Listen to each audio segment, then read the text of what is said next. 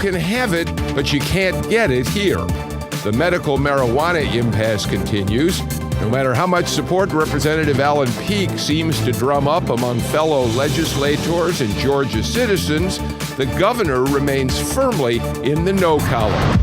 And it's another Second Amendment showdown. Should Georgians over the age of 21 have the right to carry guns on college campuses? It's an ongoing issue for legislators, educators, and those for and against expanded gun rights. We're locked and loaded. Lawmakers starts right now.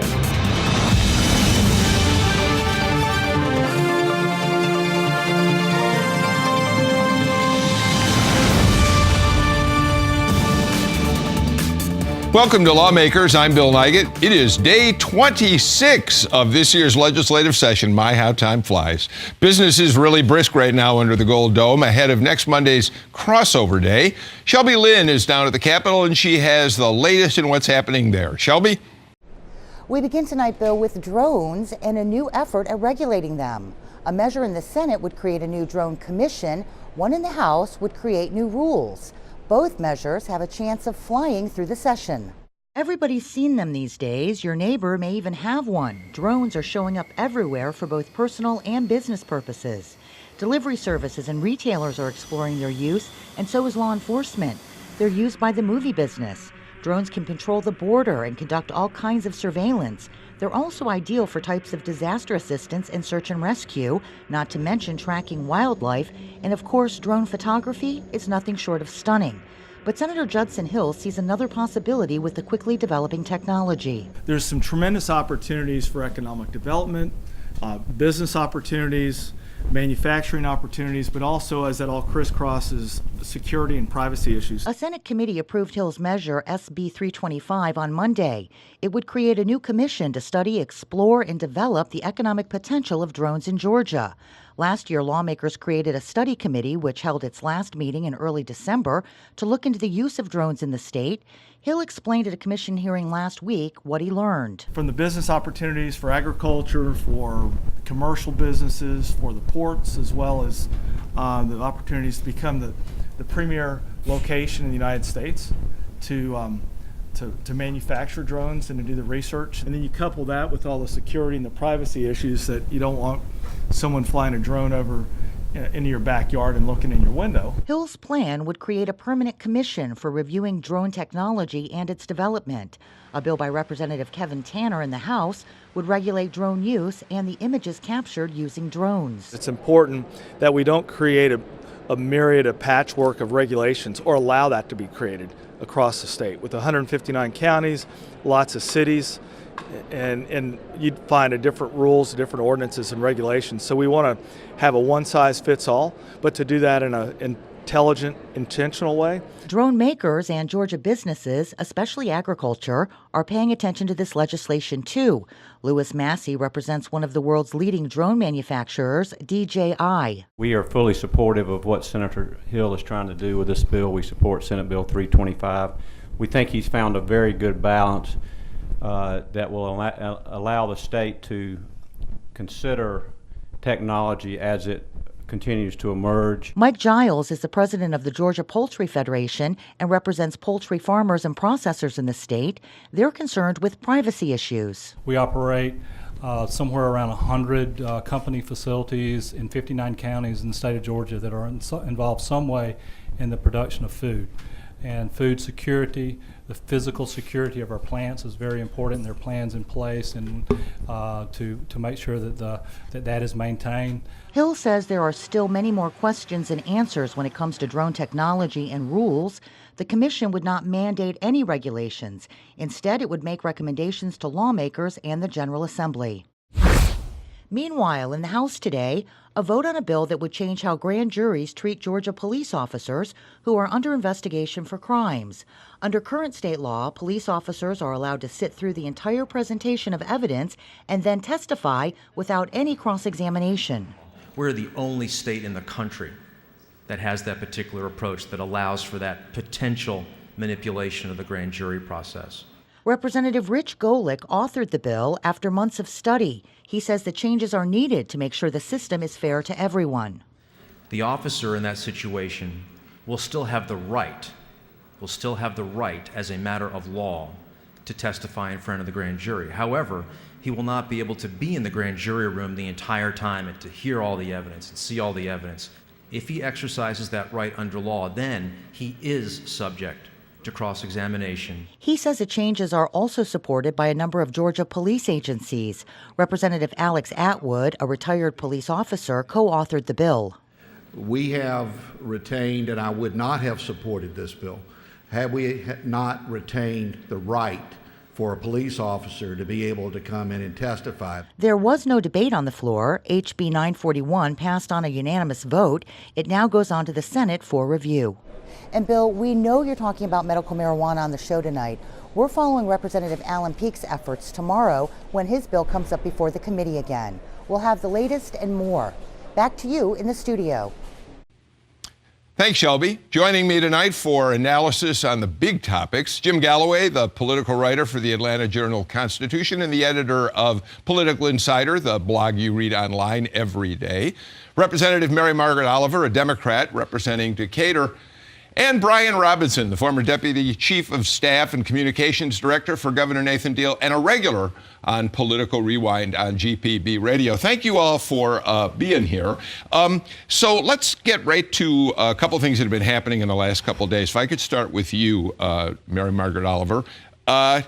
Yesterday, the House approved campus carry, the expansion of guns to college campuses. Your reaction? Usually in the General Assembly, we don't do any harm, but yesterday we did harm. In what way? Campus carry is a dangerous piece of legislation, not supported by my constituents, not supported by the faculty, not supported by the Board of Regents, not supported by the students. We have a problem in this country with gun violence. The idea that shoot-em-outs at the Georgia State Library is going to improve our safety is contrary to the view of my district. So, Jim, let me bring you in on this. Last year, this bill went a long way. It certainly passed the House, but the Board of Regents stood up and was very tough in fighting this thing. Are they down there in the same force as they were last session, as far as you can see? They are down there, but their profile is a good bit lower. And now they may raise it in these next few days, but I think they're trying to kill it quietly, or at least adjust it quietly. Brian, you worked for Governor Deal, so you certainly saw the appetite for expansion of gun rights in the state. Do you suspect that this is kind of inevitable given the mood in the state? Well, Republicans need something to take home to their base. And this is a tricky political issue because for Republican legislators, a majority of their primary electorate is going to be in favor of any affirmation of the Second Amendment. The problem that they have to consider is a majority of Georgia voters, and particularly in statewide elections, they're going to be against it. You know, a minority of Republicans even are going to be against this, particularly, you might presume, Republican suburban moms with kids who are college age. So it's a tricky political calculation. It's not a slam dunk, but for Republican legislators, it's the safest bet to vote for it. 78% of Georgians oppose campus carry. When you analyze issues only from the perspective of the Republican primary and you ignore the Democrats on the floor, you ignore the Democrats in Georgia, you ignore moderates who may be bigger than we think they are, then you're making a political calculation only in a primary election. You're very strong in opposing this legislation. Do you see opposition building to stop it in the Senate? The Senate stopped it last year, I believe. I do perceive that the regents are being more quiet this year, but I also believe that they care deeply about this issue, as does their faculty, as does their students. Hey, Ms. Oliver, if I could jump in here just real quick here. A week or so ago, we had Rick Jaspers, the sponsor of this bill, on the show here, and I asked him what expense this was going to force upon university campuses. Have you spoken to regents about whether this is going to involve gun safes on campus because it would be the bill would ban. Couldn't bring them into the dorms, fraternities, sorority houses, right? So they, if they're not kept in cars, they have to be kept somewhere. Yesterday's debate went into what it's cost to other states, the seven only, I think, the only handful of states that have passed campus carry.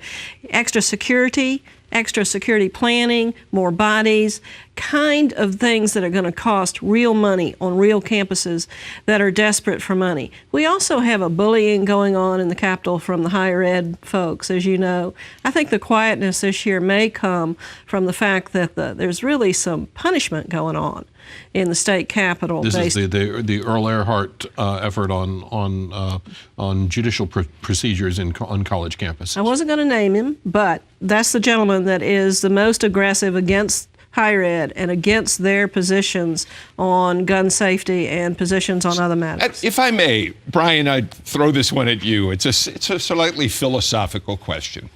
You know, I'm the man. Yeah, you are the guy. You know, the argument that we hear more and more is that campus carry is gaining momentum, or may gain momentum, because we've had incidents at Georgia State, at Georgia Tech, robberies, that sort of thing. So maybe people need to protect themselves. What I've found fascinating about this is what strikes me as a kind of a shift in our cultural thinking. There was a time when we used to assume it was law enforcement who protected us as citizens. We didn't think that it was our job necessarily to protect ourselves. Now, a very strong argument is being made by the people who are in favor of expanding gun rights that we need this to protect ourselves. Am I right to think that there's something of a cultural shift there? Don't count on law enforcement. You've got to carry a gun to protect yourself. Well, certainly law enforcement is no help in a mass shooting, which we've seen more and more. And I think you mentioned a time in the past. There was a time in the past when we didn't have mass shootings. It just wasn't. This is more of a recent phenomenon, and people are scared, and they want to be able to protect themselves. It's a reasonable reaction to being completely vulnerable, completely defenseless in a situation where you're in a classroom or you're in a movie theater, you're in a restaurant, and there's a guy with a machine gun. There is, many people believe that a good guy with a gun can make a difference. Now, I think one thing that is going to hurt the opposition to campus carry is that much of the opposition to this was also the opposition to the so-called guns everywhere bill that allowed guns in bars and churches, etc. And there were going to be all these terrible consequences. That hasn't come to pass. This campus carry thing is very limited. It's just people over 21 and just people who go get a concealed carry permit. I doubt it's going to be very many people. Yeah. Do you relate to what I'm saying? That the shift in cultural thinking, we have to protect ourselves. We can't. And it's a shift in the law too, right? Because I mean, we used to conceive of the First Amendment as kind of something bound to the home. Mm-hmm. You can't walk through my door, or else I'll shoot you dead. Now it's you can't accost me in my car or while I'm on the sidewalk. This is what the stand your ground bills are all about. Right. Exactly. Campus carry is not limited to 21-year-old students, although that's one of the biggest worries. It's everybody on those campuses, those huge campuses. Domestic violence, employer-based violence are far more statistically relevant than mass shootings. Mass shootings have frightened everybody, but it's still domestic violence. It's still friend on friend, family on friend, the violence that's causing the most mayhem and the most damage. Okay. Not to mention that suicides are a majority of gun deaths. Sorry if I started to interrupt you. Respond to what Brian is saying, though.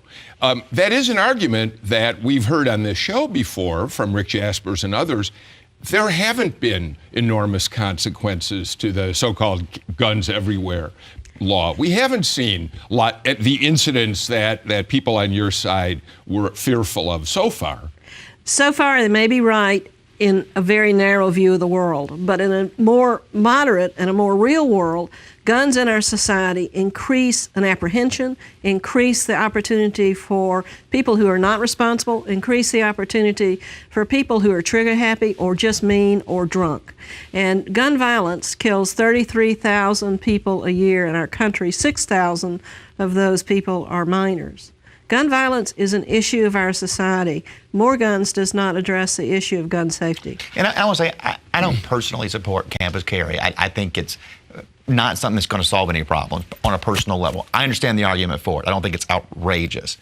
But going to what Mary Margaret is talking about, the 33,000 deaths, it's an unforgivable, ridiculous, absurd statistic. It's an outrage. But we have 300 million firearms in possession of Americans right now. The cat's out of the bag. You're not going to go back to where one person had a rifle out in the woods somewhere. Everybody's armed. It's a fact of life, and these laws are trying to conform to that new fact of life. Well, we'll watch this bill as it moves over to the Senate. Do you have any advanced intelligence to share? No, things always get kind of solved behind closed doors on the Senate side on this bill. Yeah. There's a lot of negotiation. All right, well, we'll watch it. Jim, while we're talking about things that have been happening this week at the Capitol, yesterday Alan Peake admitted defeat in a measure that he embraced as one of the most important things he hoped to accomplish this session, and that was to pass legislation that would allow for limited production of medical marijuana in the state. Yesterday, he said it's off the table. It's clear to him it's going nowhere. Right. And I've got to say, Brian's old boss, Governor Nathan Deal, I'm sure had a big hand in Peake saying, I'm giving up. He was against it from the beginning. From the get-go. And basically, this was the dilemma set up by last year's legislation that legalized possession of cannabis oil, but not the transportation of cannabis oil. This would have solved the transportation problem by allowing as many as six private producers to grow the pot here and have it refined to pharmacy specs. You know, it'd be one thing if it were, say, evangelical Christians alone who were opposed to this for religious reasons, but the law enforcement community has stood up and said, we're not very enthusiastic about this either, right? I supported Alan Peake in the production aspect, but it's a gray area of the law. Federal government is not consistent. Researchers are not consistent. The pharmaceutical companies are not thrilled about this. The prescribing community. It is a controversial gray area of the law. Brian, while you were still with the governor, this issue, the whole issue of medical marijuana was very hot last session. Do you have any insights for us what his thinking is about why not allow for this limited production? What is his general feeling about this thing? Well, I was with the Governor Deal for 5.5 years. Right. And I saw with him a progression in his thought on this. He was not warm to it when it first came about. But as we learn more and more about the fact that there's no TCH inside the cannabis oil, as we learned about the difference that it's made in these children's lives, when those children came in and saw him, that really had a profound and emotional impact on Governor Deal, who's got just a huge soft spot for kids who face challenges. And there was a very emotional news conference last year when he signed that bill. He was in tears as he was. Yeah, it really was. It's interesting. I mean, the simple solution for this is to have it done, have the plant, the oil produced by public university research centers. But you can't do that because they won't touch it because of they'll lose federal money. The federal law. Yeah. Right. Yeah. I agree that Governor Deal was moved by these families. I wish he would be moved for the 300,000 children that don't have insurance in Georgia. What's interesting to me, and again, I'm a supporter of Mr. Peake, this is a few hundred children with a very terrible seizure disorder. But we have hundreds of thousands of children who have no health care at all. Well, and of course, the question becomes, and we've got to take a break, that the governor presumably sees this as a slippery slope. The governor doesn't want the state of Georgia in the marijuana business. Yeah. And he doesn't want the state explicitly legalizing a product that is federally illegal. All right. It's still very tricky. Sorry, we've got to take a break, but we have a lot more to talk about. Coming up, we're going to look at the increasingly ugly battles over religious liberty legislation, and I think we'll also talk about the presidential campaign. You know, it's coming right here to Georgia. Before we take a quick break, it's time for another round of Know Your Lawmaker. Senator John Albers is a Republican from District 56. He was sworn into the General Assembly in 2011. He studied to become a music teacher, but is now an entrepreneur. He's a fourth-generation firefighter who still volunteers in Alpharetta. He's visited 5 of the 7 continents, and he remembers trick-or-treating at actor James Cagney's house when he was a kid.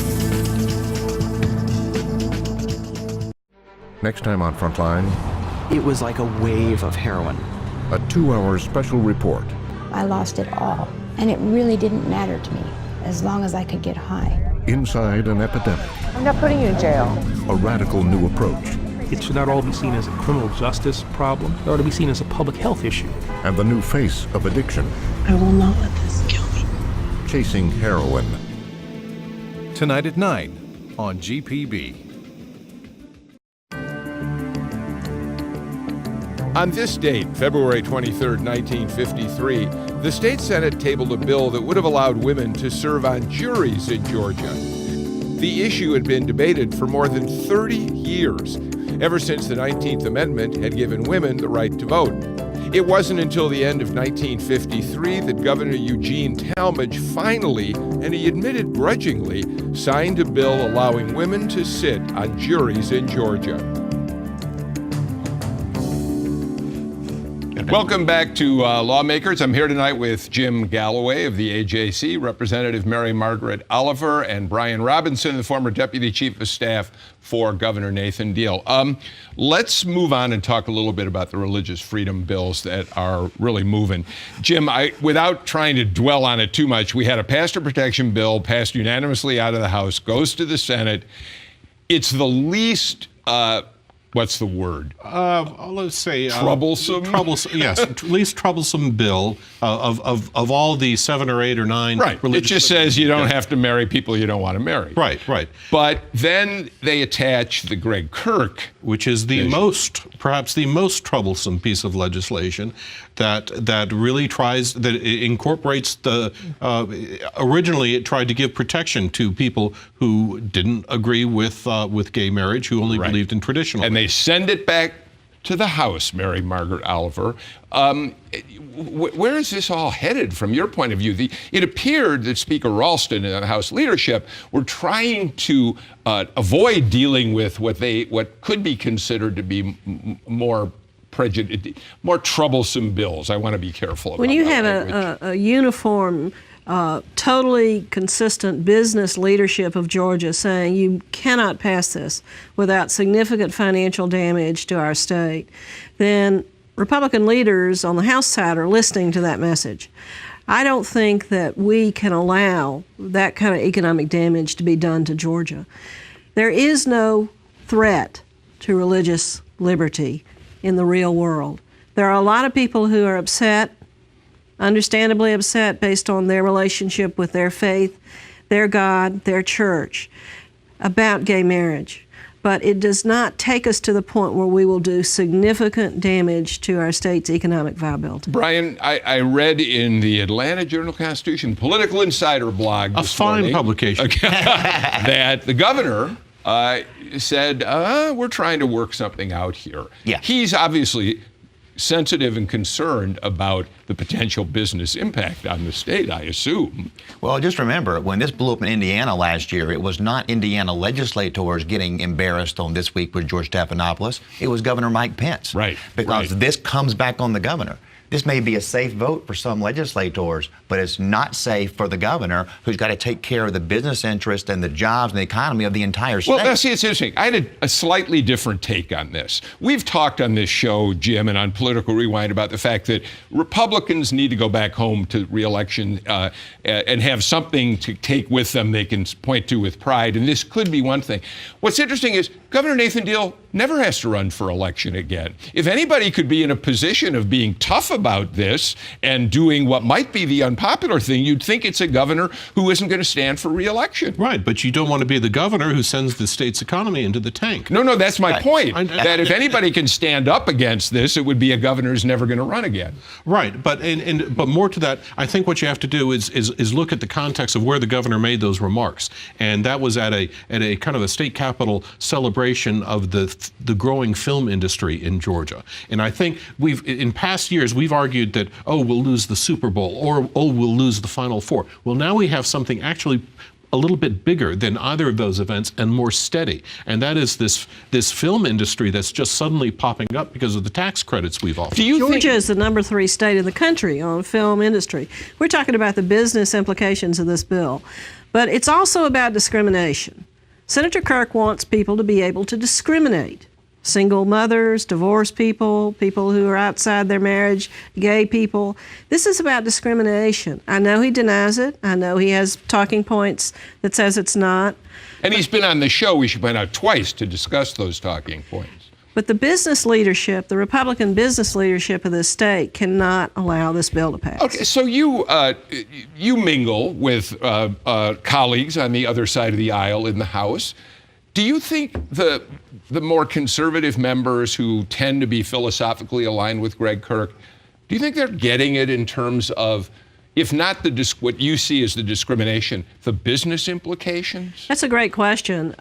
Business in my district and the film industry that films in Decatur almost weekly is very visible to me. Maybe it doesn't film to Senator Kirk. Maybe he doesn't have major businesses like Coca-Cola, Home Depot, Georgia Pacific that are right there in his front yard. I don't know what they think. What I do know is that this bill cannot pass in Georgia. I can tell you this. Go ahead. You know, just this weekend we had a Decatur company somewhere, probably near your district, that said, that's it, we're leaving. Right. Even if the state Senate passes this state doesn't represent our values or my employees. 25 employees gone. It's a small example. But I am hearing from CEOs of major companies, and they're not going to pick up and move their headquarters. But what they're saying is, well, we're not going to do that expansion here. We've got these growth plans, and we're going to do it in Texas. We're going to do it in Alabama. We're not going to do it in Georgia. That is exactly the implications of this. This is for real, and you're already seeing the blowback happening now that it's passed the Senate. Things were quiet, and now the business community is really rallying, and they're not crying wolf. We saw in Indiana, the repercussions are real. It's going to go on. We're going to watch this fight really probably from now till close to the end of this session, right? Well, yeah.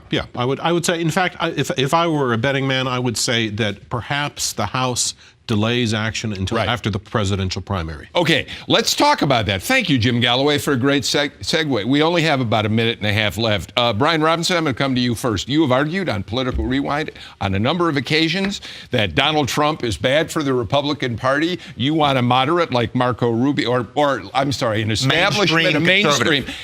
Well, now Donald Trump clobbers everybody in South Carolina, comes to Georgia, and looks pretty strong. What's going to happen?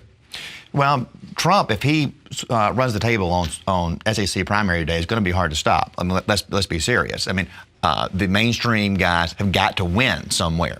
But what we're seeing in polling now is that head-to-head, Marco Rubio and Donald Trump, John Kasich and Donald Trump, the other guy's winning, not Donald Trump. So the mainstream vote is being split up with all of these people, and all Trump has to get is a plurality. If it required a majority, this would not be a snowballing effect for Trump.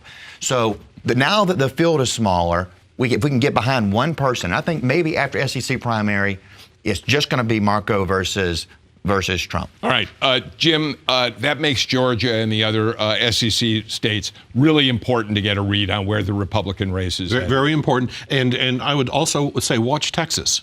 Because if Ted Cruz cannot carry Texas, then I think that immediately eliminates him as a possible alternative to Donald Trump. I think trend lines are bad for Cruz, good for Rubio. Okay, we are almost completely out of time. Hillary Clinton appears, according to Mark Roundtree, his communications company has her clobbering Bernie Sanders here. The SEC primary is going to be good for Hillary Clinton and good for the country when she's president.